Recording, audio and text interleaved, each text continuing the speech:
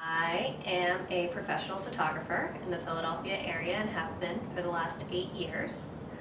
For the last 4 years, I've been a wedding photographer, and before that I specialized in sports, and I worked for the 76ers, the Flyers, and the Wings lacrosse team. But as of recently, I've really been working mostly in weddings. That's where my heart is.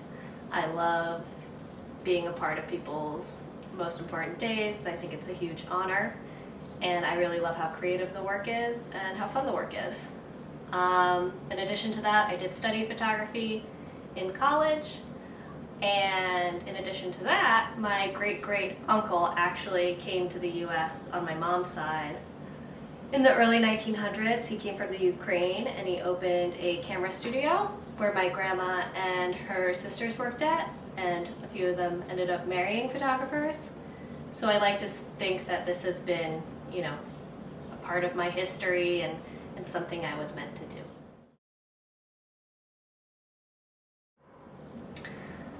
That's a really hard question to answer. Take your time. It means a bunch of things to me. It's my job, it's how I pay my bills, and I'm really grateful that I have a creative outlet that pays my bills. I think that's a real privilege, and I feel very grateful that I'm able to do that. So in a lot of ways, photography has been a lifeline to me because it's enabled me to live the kind of life I want to live. I also love photography because it's a window into other people's worlds in a way that you really don't get in any other kind of experience.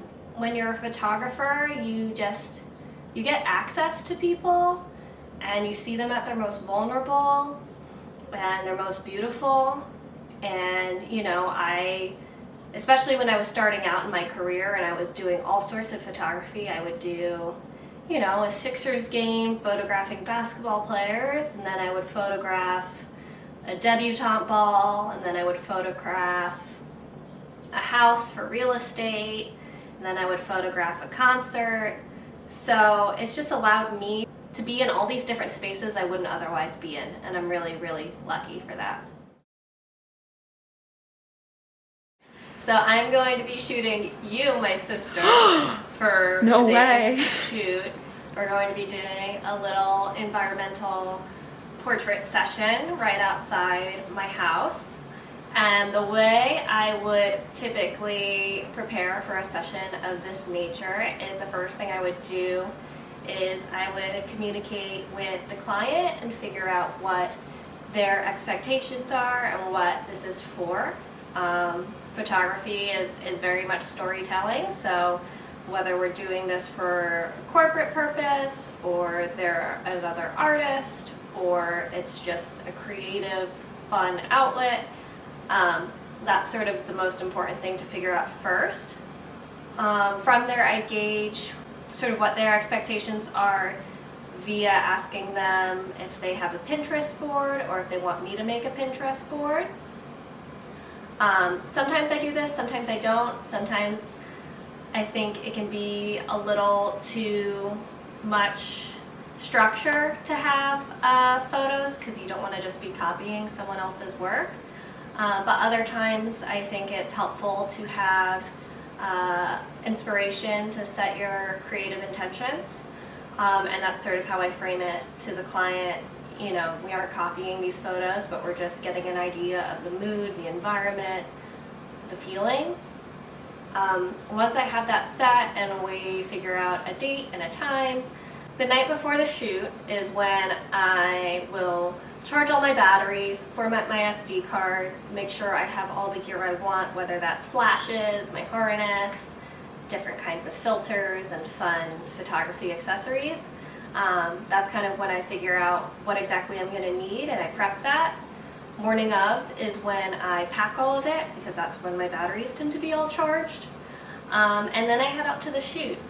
I tend to arrive at shoots 15 minutes ahead of time, sometimes a little more, sometimes a little less, just so I can gauge the light, if there are any sort of wild cards I need to be aware of.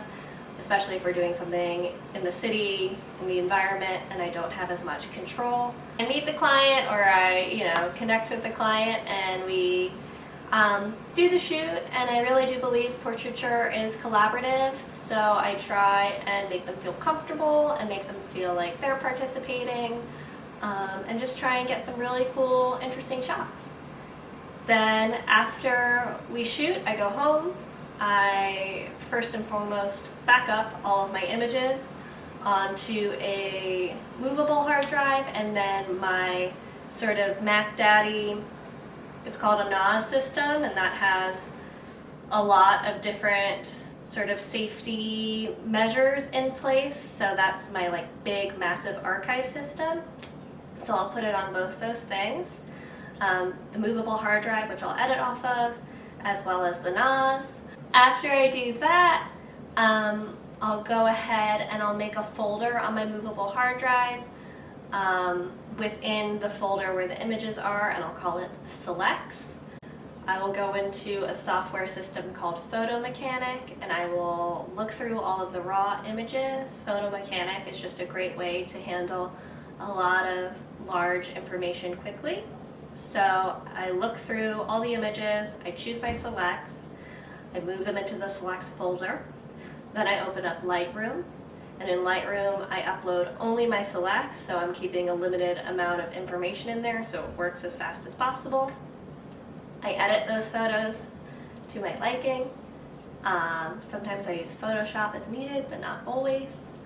And then I export those photos into JPEGs, which is a universal format that everybody can see, as opposed to the RAW format, which you need special software to open. So once I export, I upload that to a gallery. I use a software system called PicTime, and I create an online gallery for the client. I upload the photos, I share it with them via email, and that's sort of the end of the shoot. Describe to me your earliest photography-related memory. It was Christmas Day, and I received a point-and-shoot camera as a gift, which at the time, us millennials know, was a really big deal. So I remember getting that camera and being obsessed with it and taking so many pictures of you and of the house and feeling so enthralled and creative and thinking to myself, wow, I really, really love this.